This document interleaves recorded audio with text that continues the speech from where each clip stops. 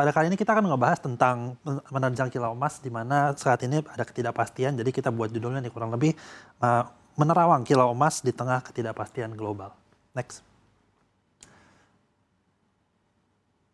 Nah, ini kita bisa lihat nih, selama kurang lebih dalam waktu 10 tahun ke belakang, itu sampai 2024, ada pergerakan harga emas, pembelian emas di arah bank sentral. Kita bisa lihat di tahun 2022 ketika ada perang antara Rusia dan juga Ukraina, emas ini banyak dibeli sama bank sentral. Bisa kita lihat sampai 1080 dan setelah itu walaupun sedikit penurunan, tapi di tahun 2024 karena ada Trump, di mana Trump itu kepilih, akhirnya banyak juga ya bank sentral yang membeli emas sampai akhirnya dijadikan sebagai cadangan, dan akhirnya kita bisa lihat growth-nya cukup tinggi sampai dengan akhir 2024. Mungkin kita bisa lanjut next.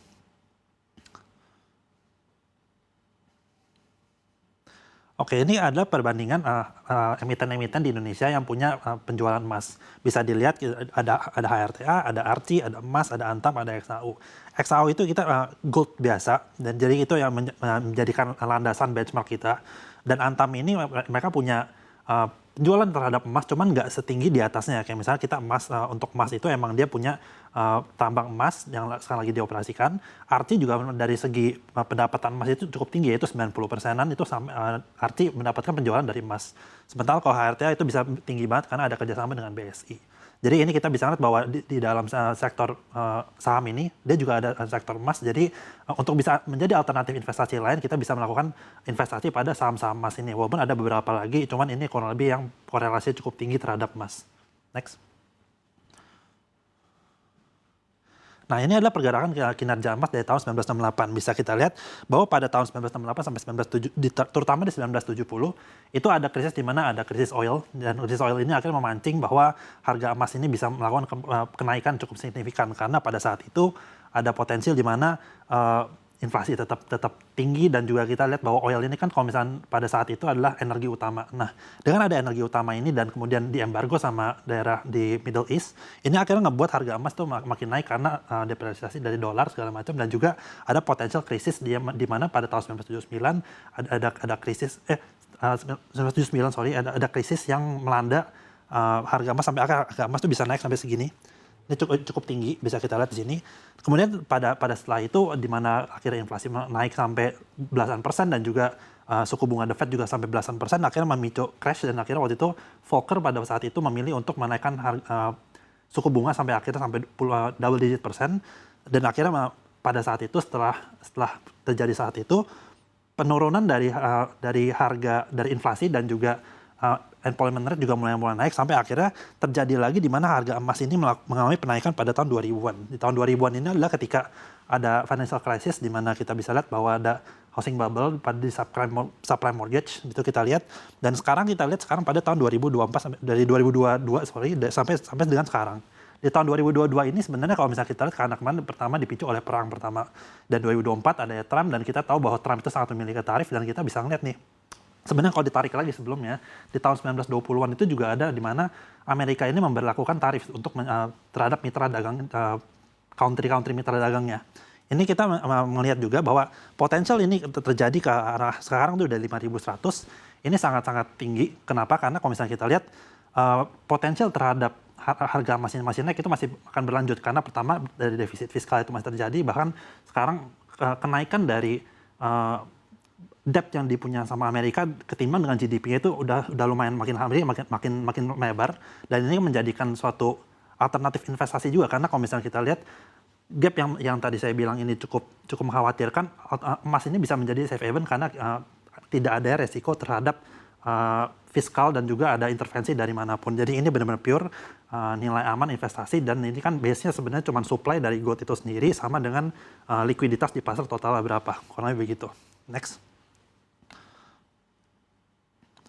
Nah, ini bisa dilihat ini beberapa kurang lebih proyeksi dari beberapa bank besar di dunia seperti kita, ada Jefferies itu di Amerika, dia punya investment bank dan lain-lain. Ada Yardeni, UBS yang kita tahu dia punya gold juga, JP Morgan Chase, dan masih banyak lain. Ini mereka memproyeksikan bahwa potensial tahun ini itu ditutup di angka 6.600 sampai 4.800. Tapi kalau misalnya kita lihat 4.800 ini kan sebenarnya udah lewat juga. dan potensial untuk upside-nya masih ada. Bahkan kalau misalnya kita lihat dalam waktu seminggu terakhir ini udah naik sampai 300 poin sampai 400 poin.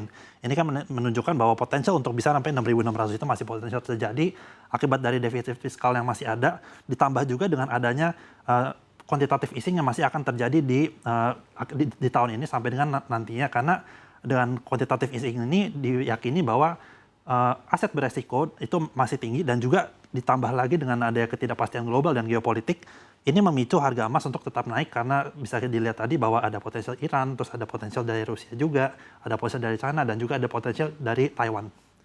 Next. Nah, kenapa harga emas bisa naik lagi? Pertama, ini kita buat kurang lebih gambaran seperti ini. Pertama, quantitative easing, kemudian geopolitical tension, ada limited supply, dan juga value of money mulai terdepresiasi. Quantitative easing ini kenapa? Karena pada Desember kemarin, The Fed mengumumkan bahwa dia ingin menyuntikkan likuiditas ke pasar, karena dilihat liquidity ini udah mulai rare di dalam sistem perbankan Amerika. Jadi dia pengen untuk menginjak likuiditas, tujuannya adalah untuk menggenjot ekonomi. Kemudian geopolitical tension, kita lihat bahwa pertama Taiwan ini memiliki center untuk pembuatan chip terhadap Amerika. Jadi dia itu punya kemampuan untuk melakukan supply chain yang bisa ada hubungannya dengan earnings dari Amerika, terutama di Magnificent Seven dan lain-lain. Dan ini kalau misalkan ada kenapa-napa, ini akan berujung pada penurunan dari price saham-saham, terutama di Magnificent Seven, dan juga korelasi dengan AI. Dan ini juga selain itu ada juga di Iran dan ada di Venezuela juga kemarin. Ini akhirnya membuat harga emas akhirnya mengalami kenaikan. Kemudian limited supply, karena kita tahu bahwa emas itu harus perlu ditambang, dan emas ini sangat membutuhkan uang untuk ditambang, namun dalam kasusnya adalah ketika emas ditambang membutuhkan waktu yang cukup lama, dan supply terhadap emas ini memiliki limitasi di dalam kerak bumi. Nah, ini akan membuat supply yang terbatas, namun demand-nya semakin hari makin marak. Jadi kita bisa lihat bahwa retail ini pun sudah mulai masuk emas, jadi akhirnya ini mempengaruhi harga kenaikan emas yang cukup signifikan sampai dengan hari ini. Kemudian untuk value of money mulai terdepresiasi, bahwa kita lihat terdapat di era global sekarang mulai ada perbedaannya, di mana nanti ada poros-poros ekonomi baru dan juga negara-negara. Jadi nanti tidak akan berfokus pada beberapa negara, yang misalkan ada Amerika, ada China, ada India. Lee Kuan Yew juga ngomong, kalau misalkan salah satu prime minister di Singapura itu dia ngomong kalau misalkan potensial ke depan itu Amerika, China, Singapura, dan juga Eropa itu sendiri punya kepentingan masing-masing. Jadi nanti poros dunia ini memiliki banyak poros, itu potensial itu terjadi. Jadi dari sini tesisnya adalah US dollar akan mengalami penurunan, DXY akan mengalami penurunan. Dari sini nanti likuiditas pasar akan terbelah ke masing-masing negara, baik itu dari yen, dari dolar, dari euro, maupun mata uang lainnya. Jadi ini akan memberikan sentimen baik pada emas, terutama kalau misalnya kita lihat emas ini kan supply-nya lumayan sedikit dan demand-nya cukup banyak, dan ini masih masuk sampai sekarang, momentumnya masih ongoing ke arah yang lebih tinggi emasnya. Next. Nah, ini adalah pergerakan harga emas. Bisa kita lihat sebenarnya dari awal tahun itu 2.600, awal tahun 2025 itu 2.600, kemudian mengalami penaikan sampai dengan, kalau misalnya kita lihat nih, mulai cepat itu ketika di Oktober 2025 kemarin.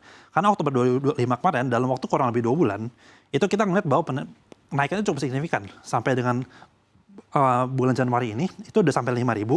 Ini kan sebenarnya kalau misalnya kita lihat sekarang itu di tanggal 26 Januari ini, 5.026. Cuman kalau misalnya barusan banget kita lihat bahwa harga itu udah sampai 5.100 dan udah menembus 5.100, dan ini kan nunjukin bahwa potensial ini selama beberapa hari ini dalam seminggu udah naik tuh sampai 500 poin. Itu kita perlu khawatir karena potensial yang tadi saya sudah sebutkan itu ada mungkin terjadi karena adanya tesis-tesis lain, quantitative easing dan lain-lain, dan akhirnya harga emas mau nggak mau rally karena ada depresiasi dari US dollar dan lain-lain. Ini akan membuat harga emas akhirnya tetap lanjut naik dan potensial untuk tetap upside-nya ini masih ada.